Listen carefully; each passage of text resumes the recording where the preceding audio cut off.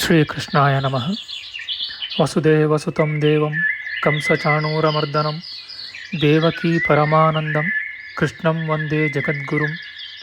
ಬ್ರಹ್ಮಸ್ಥಾನ ಸರೋಜ ಮಧ್ಯವಿಲಸಚ್ಛೀತಾಂಶು ಪೀಠಸ್ಥಿತಂ ಸ್ಫೂರ್ಜತ್ಸೂರ್ಯರುಚಿಂ ವರಾಭಯಕರಂ ಕರ್ಪೂರಕುಂದೋಜ್ವಲಂ ಶ್ವೇತಸೃಗ್ವಸನಾನುಲೇಪನಯುತಂ ವಿದ್ಯುದ್ರುಚಾ ಕಾಂತಯ ಸಂಶ್ಲಿಷ್ಟಾರ್ಧತನುಂ ಪ್ರಸನ್ನವದನಂ ವಂದೇ ಗುರುಂ ಸಾದರಂ. ಶ್ರೀ ಗುರುಭ್ಯೋ ನಮಃ.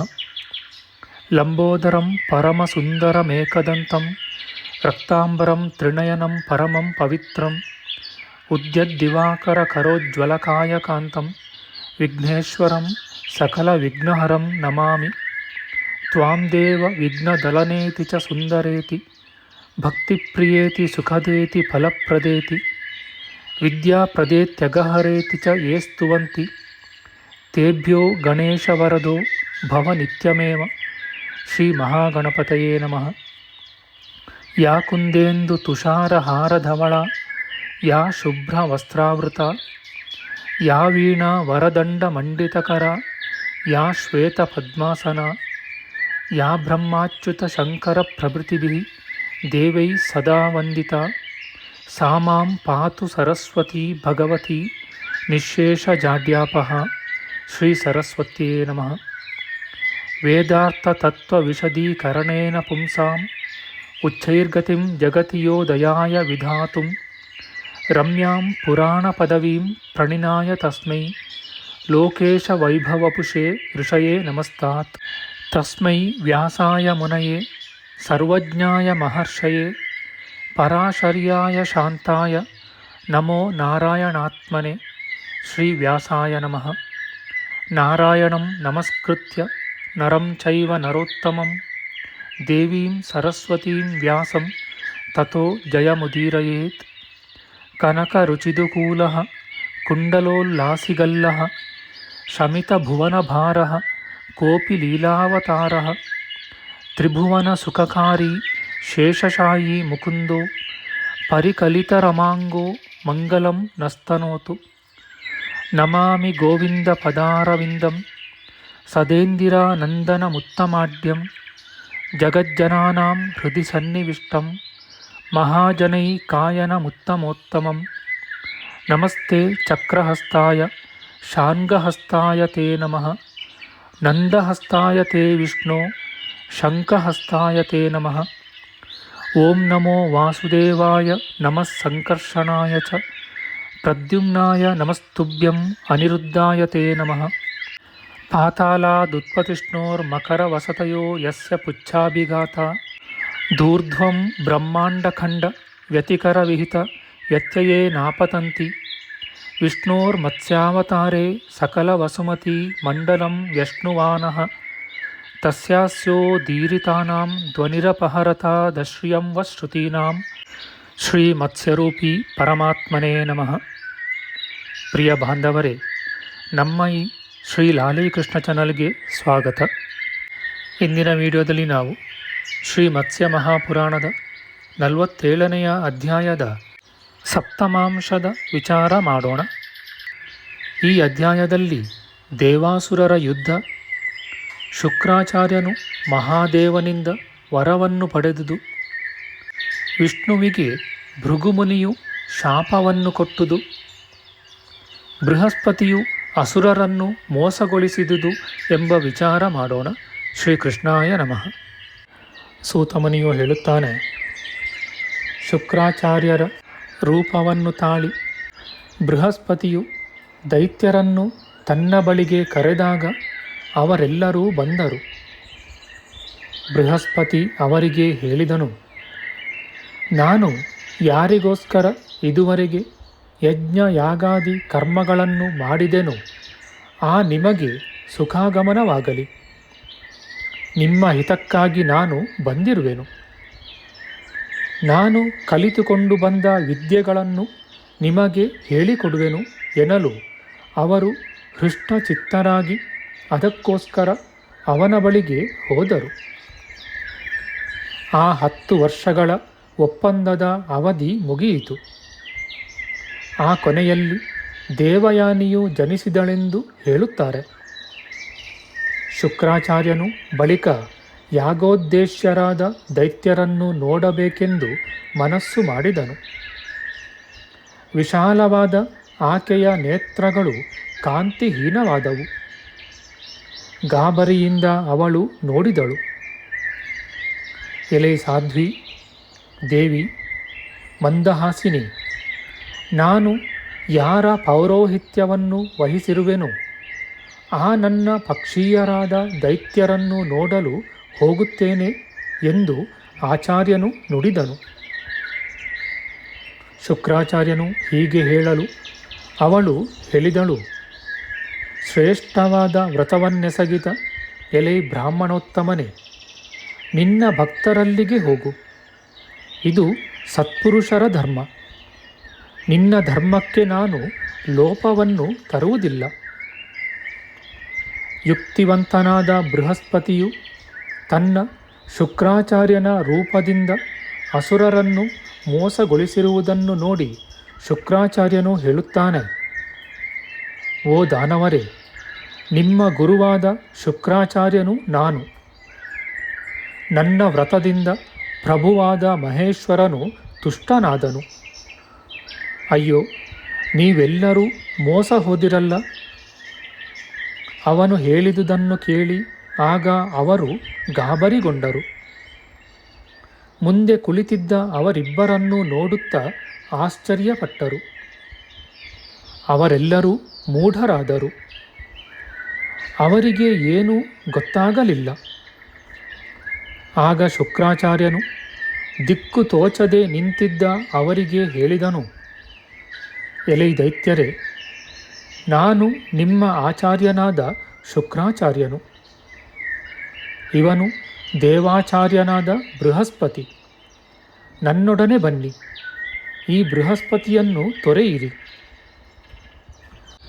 ಭಾರ್ಗವನು ಹೀಗೆ ಹೇಳಲು ಅಸುರರು ಅವರಿಬ್ಬರನ್ನೂ ಚೆನ್ನಾಗಿ ನೋಡಿದರು. ಒಬ್ಬನಿಗಿಂತ ಮತ್ತೊಬ್ಬನಲ್ಲಿ ಯಾವ ವಿಶೇಷ ಲಕ್ಷಣವೂ ತೋರಿ ಬರಲೇ ಇಲ್ಲ. ತಪೋಧನನಾದ ಬೃಹಸ್ಪತಿಯು ಸ್ವಲ್ಪವೂ ಗಾಬರಿಗೊಳ್ಳದೆ ಅವರಿಗೆ ಹೀಗೆಂದನು, ಓ ದೈತ್ಯರೇ, ನಿಮ್ಮ ಗುರುವಾದ ಶುಕ್ರಾಚಾರ್ಯನು ನಾನು. ಇವನು ನನ್ನ ರೂಪವನ್ನು ಧರಿಸಿದ ಬೃಹಸ್ಪತಿ. ಎಲೈ ಅಸುರರೇ, ಇವನು ನನ್ನ ವೇಷದಿಂದ ನಿಮ್ಮನ್ನು ಮೋಸಗೊಳಿಸುತ್ತಿರುವನು. ಅವನ ಮಾತನ್ನು ಕೇಳಿ ಅವರೆಲ್ಲರೂ ಸಿಟ್ಟಾಗಿ ಹೀಗೆಂದರು, ಈ ಪ್ರಭುವು 10 ವರ್ಷಗಳಿಂದ ಎಡೆಬಿಡದೆ ಧರ್ಮೋಪದೇಶದ ಮೂಲಕ ನಮ್ಮನ್ನು ರಕ್ಷಿಸುತ್ತಿರುವನು. ಇವನೇ ನಮ್ಮ ಗುರು. ಈ ಬ್ರಾಹ್ಮಣನಾದರೂ ಸಮಯವನ್ನು ಸಾಧಿಸಿ ನಮ್ಮನ್ನು ಒಡಕು ಹುಟ್ಟಿಸಬೇಕೆಂದು ಬಂದವನು. ಬಹುಕಾಲದ ಅಭ್ಯಾಸದಿಂದ ಮೋಹಗೊಂಡಿದ್ದ ಆ ದಾನವರೆಲ್ಲರೂ ಬಳಿಕ ಬೃಹಸ್ಪತಿಗೆ ನಮಸ್ಕರಿಸಿ ಅವನನ್ನು ಶ್ಲಾಘಿಸಿ ಅವನ ಆಜ್ಞಾಪಾಲಕರಾಗಿ ನಿಂತರು. ಶುಕ್ರಾಚಾರ್ಯನನ್ನು ನೋಡಿ ಕೋಪದಿಂದ ಕಣ್ಣು ಕೆಂಪೇರಿರಲು ಅವರಿಗೆ ಹೀಗೆಂದರು, ಇಗೋ, ಇವನೇ ನಮ್ಮ ಗುರು, ಆಪ್ತ. ನೀನು ಹೋಗು, ನಮ್ಮ ಗುರುವಲ್ಲ.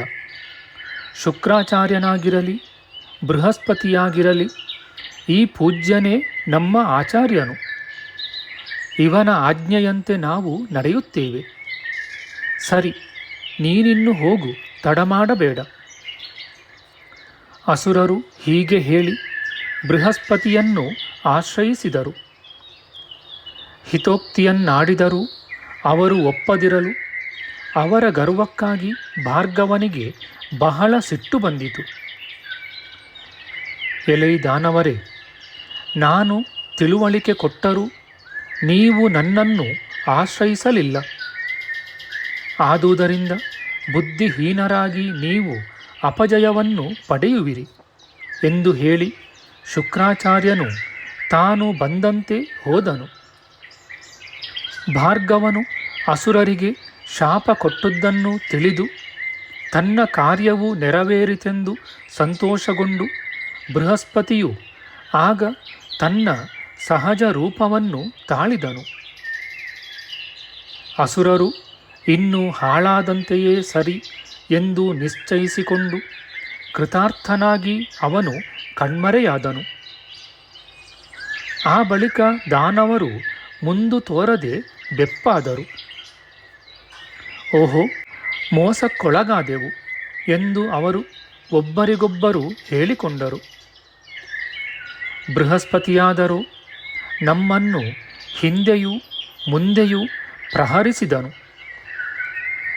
ಮಾಯೆಯನ್ನು ಅವಲಂಬಿಸಿ ಕಪಟದಿಂದ ನಮ್ಮ ವಿಷಯದಲ್ಲೇ ನಮ್ಮನ್ನು ಮೋಸಗೊಳಿಸಿದನು. ಹೀಗೆ ಹೇಳಿ ಅವರು ಬಳಿಕ ಪ್ರಹ್ಲಾದನನ್ನು ಮುಂದೆ ಬಿಟ್ಟುಕೊಂಡು ಮನಸ್ಸಿನಲ್ಲಿ ಹರ್ಷವಿಲ್ಲದೆ ಶುಕ್ರಾಚಾರ್ಯನ ಹಿಂದೆಯೇ ಬೇಗನೆ ಹೋದರು. ಅನಂತರ ಭಾರ್ಗವನ ಬಳಿಗೆ ಹೋಗಿ ತಲೆ ತಗ್ಗಿಸಿಕೊಂಡು ನಿಂತರು. ಮರಳಿ ತನ್ನಲ್ಲಿಗೆ ಬಂದ ಶಿಷ್ಯರನ್ನು ನೋಡಿ ಅವನು ಹೀಗೆ ಹೇಳಿದನು. ನಿಮ್ಮೆಲ್ಲರನ್ನೂ ನಾನು ಕರೆದೆನು, ಆದರೂ ನೀವು ನನ್ನನ್ನು ಗೌರವಿಸಲಿಲ್ಲ. ನನಗೆ ಮಾಡಿದ ಆ ಅವಮಾನದಿಂದ ನಿಮಗೆ ಈಗ ಪರಾಭವವಾಯಿತು. ಶುಕ್ರಾಚಾರ್ಯನು ಹೀಗೆ ಹೇಳಲು ಪ್ರಹ್ಲಾದನು ಕಣ್ಣೀರು ಬಿಟ್ಟು ಅಸ್ಪಷ್ಟವಾದ ನುಡಿಯಿಂದ ಉತ್ತರವಿತ್ತನು. ಭಾರ್ಗವ, ನೀನು ನಮ್ಮನ್ನು ಕೈ ಬಿಡಬೇಡ. ಆಚಾರ್ಯ, ನೀನೇ ನಮಗೆ ಆಶ್ರಯ. ನಾವು ನಿನ್ನ ಸೇವಕರು, ಭಕ್ತರು. ನಮ್ಮನ್ನು ಸ್ವೀಕರಿಸು. ನೀನು ನಮಗೆ ಕಾಣಿಸದೇ ಹೋದೆ. ಆದುದರಿಂದ ನಾವು ಆ ದೇವಗುರುವಿನ ಮೋಸಕ್ಕೆ ಗುರಿಯಾದೆವು. ನಾವು ನಿನ್ನ ಭಕ್ತರೆಂಬುದು ನಿನ್ನ ದೀರ್ಘ ತಪಸ್ಸಿನ ದಿವ್ಯ ಜ್ಞಾನದಿಂದ ನಿನಗೆ ಗೊತ್ತಾಗಿರುವುದು. ನೀನು ನಮ್ಮ ವಿಷಯದಲ್ಲಿ ಅನುಗ್ರಹವನ್ನು ಮಾಡದಿದ್ದರೆ, ಎಲೆ ಭೃಗುಪುತ್ರನೇ, ನಿನ್ನ ತಿರಸ್ಕಾರಕ್ಕೆ ಗುರಿಯಾದ ನಾವು ಪಾತಾಳಕ್ಕಿಳಿಯುವೆವು. ಅಸುರರು ವಿನಯದಿಂದ ಸಂತೈಸಲು ಶುಕ್ರಾಚಾರ್ಯನು ವಾಸ್ತವಾಂಶವನ್ನು ಅರಿತನು. ಅವನಿಗೆ ದಯೆಯೂ ಸಹಾನುಭೂತಿಯೂ ಹುಟ್ಟಿದವು. ಕೋಪವನ್ನು ತಡೆದುಕೊಂಡು ಅವನು ಅವರಿಗೆ ಹೀಗೆ ಹೇಳಿದನು. ಹೆದರಬೇಡಿ, ಪಾತಾಳಕ್ಕಿಳಿಯಬೇಡಿ. ನಾನು ನಿಮ್ಮ ರಕ್ಷಣೆಯಲ್ಲಿ ಆಸಕ್ತನಾಗಿ ಎಚ್ಚರಿಕೆಯಿಂದಿದ್ದರೂ ತಪ್ಪದೇ ಒದಗಿಯೇ ತೀರಬೇಕಾದ ಕಷ್ಟ ಸುಖಾದಿಗಳನ್ನು ನೀವು ಅನುಭವಿಸಲೇಬೇಕು. ವಿಧಿಯನ್ನು ವ್ಯತ್ಯಾಸಪಡಿಸಲು ಸಾಧ್ಯವಿಲ್ಲ, ಏಕೆಂದರೆ ಅದು ಬಹು ಬಲವಾದುದು. ನಿಮಗೆ ಕಳೆದು ಹೋಗಿದ್ದ ಬುದ್ಧಿಶಕ್ತಿಯು ಈಗ ಮರಳಿ ಬರುವುದು.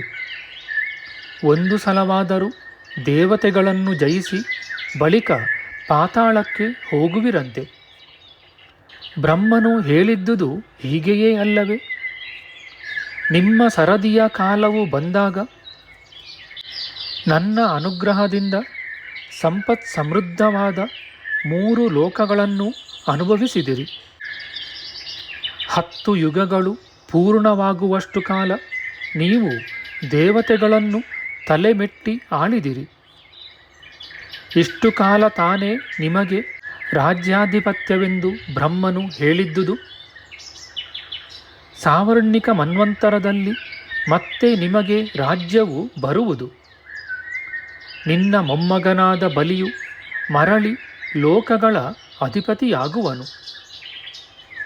ಯುಕ್ತಿ ವಚನಗಳಿಂದ ಲೋಕಗಳನ್ನು ಅಪಹರಿಸಿದಾಗ ನಿನ್ನ ಮೊಮ್ಮಗನಾದ ಬಲಿಗೆ ವಿಷ್ಣುವು ರಹಸ್ಯವಾಗಿ ತಾನೇ ಹೀಗೆ ಹೇಳಲಿಲ್ಲವೇ? ಆ ಮಾತುಗಳು ನಡೆದುದು ಹಾಗೆಯೇ ತಾನೇ. ವಿಷ್ಣುವಿನ ತಂತ್ರದಿಂದ ಮೋಸ ಹೋದ ಬಲಿಯ ಪ್ರಯತ್ನಗಳೆಲ್ಲವೂ ವ್ಯರ್ಥವಾದುವು. ಆದುದರಿಂದ ಅವನ ನಡತೆಗೆ ಸಂತೋಷಪಟ್ಟು ಬ್ರಹ್ಮನು ನಿನಗೆ ಈ ಪೂರ್ವದಲ್ಲಿ ಹೇಳಿದಂತೆ ವರವನ್ನಿತ್ತನು. ದೇವತೆಗಳ ರಾಜ್ಯದಲ್ಲಿ ಮುಂದೆ ಬಲಿಯು ಅರಸನಾಗುವನು ಎಂದು ಈಶ್ವರನು ನನ್ನೊಡನೆ ಹೇಳಿದನು. ಆದ ಕಾರಣ ಅವನು ಅದೃಶ್ಯನಾಗಿ ಅನುಕೂಲವಾದ ಕಾಲವನ್ನು ಕಾಯುತ್ತಿದ್ದಾನೆ. ಪ್ರೀತನಾದ ಬ್ರಹ್ಮನು ನಿನಗೆ ಮತ್ತೊಂದು ವರವನ್ನು ಕರುಣಿಸಿದ್ದಾನೆ. ಆದುದರಿಂದ ನೀನು ಮಿಕ್ಕ ಅಸುರರು ಈಗ ನಿಮ್ಮ ರಾಜ್ಯಭಾರದ ಸರದಿಯ ವಿಚಾರದಲ್ಲಿ ಆತಂಕ ಪಡದಿರಿ. ಬ್ರಹ್ಮನು ಕೊಟ್ಟಿರುವ ವರವನ್ನು ನಿನ್ನೆದುರಿಗೆ ಈಗ ನಾನು ಹೇಳಲು ಸಾಧ್ಯವಿಲ್ಲ. ಏಕೆಂದರೆ ರಾಜ, ಮುಂದಾಗುವುದನ್ನು ತಿಳಿದು ಅದನ್ನು ಹೇಳಕೂಡದೆಂದು ಅವನು ನನ್ನನ್ನು ಅಡ್ಡಿಪಡಿಸಿದ್ದಾನೆ. ಬೃಹಸ್ಪತಿಗೆ ಸಮಾನರಾದ ಈ ಇಬ್ಬರು ಶಿಷ್ಯರು ದೇವತೆಗಳೊಡನೆ ಬೆರೆತಿದ್ದ ನಿಮ್ಮೆಲ್ಲರನ್ನೂ ನನ್ನ ಪರವಾಗಿ ಸಲಹುವರು. ಅನುಕೂಲ ಕಾರ್ಯಾಚರಣೆಯಲ್ಲಿ ತೊಡಗಿದ ಶುಕ್ರಾಚಾರ್ಯನು ಹೀಗೆ ಹೇಳಲು ಅಸುರರೆಲ್ಲರೂ ಸಂತುಷ್ಟರಾಗಿ ಮಹಾತ್ಮನಾದ ಪ್ರಹ್ಲಾದನೊಡನೆ ಹೋದರು. ನಮ್ಮ ಮುಂದಿನ ವಿಡಿಯೋದಲ್ಲಿ ನಾವು ಶ್ರೀ ಮತ್ಸ್ಯ ಮಹಾಪುರಾಣದ 47ನೆಯ ಅಧ್ಯಾಯದ ಅಷ್ಟಮಾಂಶದ ವಿಚಾರ ಮಾಡೋಣ. ಆಧ್ಯಾತ್ಮಿಕ ಚರ್ಚೆ ಮತ್ತು ವಿಚಾರ ವಿನಿಮಯಕ್ಕಾಗಿ ಶುರು ಮಾಡಿದ ಈ ಚಾನೆಲ್ನಲ್ಲಿ ನಾವು ಅಪ್ಲೋಡ್ ಮಾಡುವ ಎಲ್ಲ ವಿಡಿಯೋಗಳನ್ನು ಸಂಪೂರ್ಣವಾಗಿ ನೋಡಿ ನಿಮ್ಮ ಸಲಹೆಗಳನ್ನು ಕಮೆಂಟ್ ಬಾಕ್ಸ್ನಲ್ಲಿ ಬರೆಯಿರಿ. ದಯವಿಟ್ಟು ಈ ಚಾನಲ್ಗೆ ಸಬ್ಸ್ಕ್ರೈಬ್ ಮಾಡಿ ಹಾಗೂ ಬೆಲ್ ಬಟನ್ ಒತ್ತಿ ನಾವು ಹಾಕುವ ಎಲ್ಲ ವಿಡಿಯೋಗಳನ್ನು ನೋಡಿ ಪ್ರೋತ್ಸಾಹಿಸಿ. ಕೃಷ್ಣಂ ನಾರಾಯಣಂ ವಂದೇ ಕೃಷ್ಣಂ ವಂದೇ ವ್ರಜಪ್ರಿಯಂ ಕೃಷ್ಣಂ ದ್ವೈಪಾಯನಂ ವಂದೇ ಕೃಷ್ಣಂ ವಂದೇ ಪೃಥಾಸುತಂ. ಶ್ರೀಕೃಷ್ಣಾಯ ನಮಃ.